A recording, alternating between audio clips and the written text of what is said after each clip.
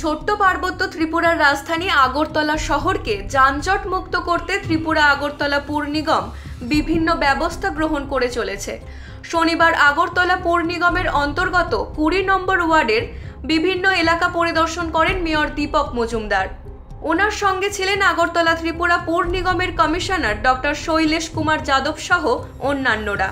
আগরতলা মহারানী তুলসীবতী বালিকা বিদ্যালয়ের পেছন দিকে কিছু দোকান রাস্তার উপর সরকারি জায়গায় চলে এসেছে। সেসব দোকানগুলিকে ভাঙার জন্য বলেন মেয়র দীপক মজুমদার। পাশাপাশি আগরতলা মহারানী তুলসীবতী বালিকা বিদ্যালয়ের বিপরীতে কতগুলি দোকান রয়েছে, যেগুলির মধ্যে শুধুমাত্র 2টি দোকানের পুর নিগমের কাগজ রয়েছে, বাকিগুলির কাগজ নেই। তবুও প্রত্যেকটি দোকানকে সেখান থেকে সরিয়ে নেওয়ার জন্য দোকানদারদের বললেন মেয়র দীপক মজুমদার। পাশাপাশি আগরতলা ওরিয়েন্ট, চৌমোহনী ও জ্যাকসন গেটের টাইমিংগুলিকে বড় করার কাজও হাতে নিয়েছে আগরতলা পুর নিগম বলে জানিয়েছেন মেয়র দীপক মজুমদার।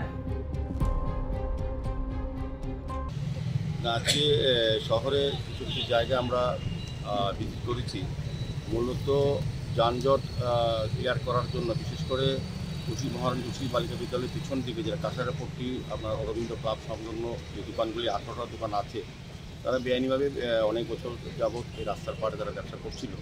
তো আমরাও তাদের সঙ্গে আলোচনা করেছি, বিভিন্ন পর্যায়ে আমরা সার্ভে করে দেখেছি কিছুটা রাস্তাটা যানজট তৈরি হয়, যেটা লক্ষ্মীপুর থেকে কাঁসারাপট্টির দিকে আসে, অনেক গাড়ি চলাচল হয়, কিন্তু দোকানগুলি কিন্তু কিছুটা বাধাপ্রাপ্ত হতো।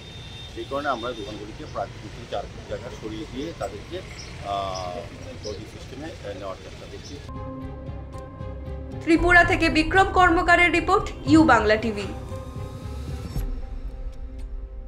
ইউ বাংলা টিভি হৃদয় ছুঁয়ে যায়।